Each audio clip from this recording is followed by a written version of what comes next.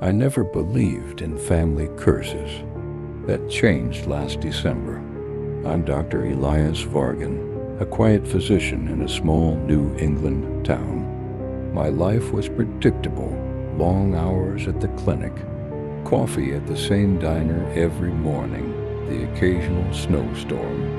Everything changed when I inherited a box from my late grandmother. She was different. People whispered she was a witch, and maybe they were right. Inside the box were old leather-bound books, strange iron charms, and a warning scrawled in German: "Blood remembers. You are the vessel?" I laughed it off. Then the blackouts began.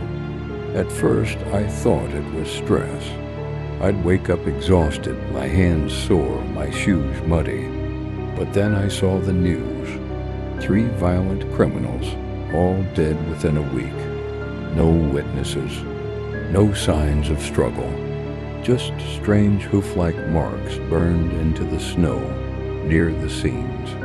It didn't make sense until I checked my clinic's security cameras. That night I didn't come home, but my office door opened at 2 a.m. and I walked in. Except it wasn't me. My eyes were glowing faintly red. My hands were clawed. I watched in horror as my body, or something inside it, whispered in a guttural, ancient voice. That's when I remembered my grandmother's books. One described an old pact, a demon that punishes the wicked during the Yuletide season. The name I'd heard only in childhood folklore: Krampus. It had chosen me as its vessel, and it wasn't asking permission. Over the next weeks, I tried everything: medication, holy water, even chaining myself in my basement. But each time I'd wake up somewhere else, with new news reports of missing men who had deserved punishment. By mid-December, I realized I had 2 options: let Krampus consume me, or find a way to banish it. The answer came in a brittle page of my grandmother's diary. The ritual was dangerous. It required summoning the demon fully, confronting it, and severing the blood tie with a sacrifice. On Christmas Eve, I prepared candles in a circle, the iron charms, my grandmother's old dagger.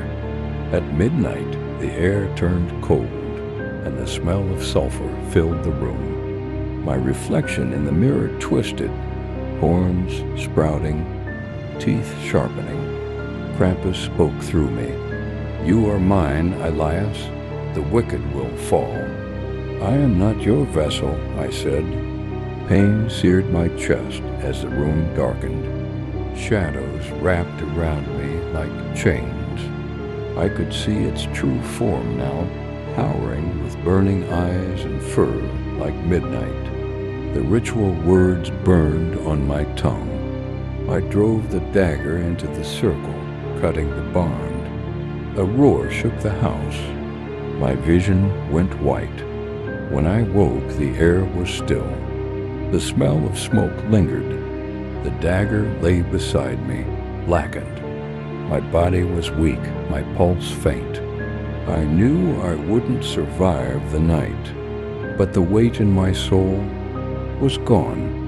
Krampus had been cast back. They found me in the morning, the room scorched but intact. No one understood what had happened. They ruled my death as heart failure. But every Christmas Eve, the wind howls strangely outside the clinic, and somewhere deep in the forest, faint hoofprints appear in the snow. Maybe I banished him, or maybe he's just waiting for another vessel.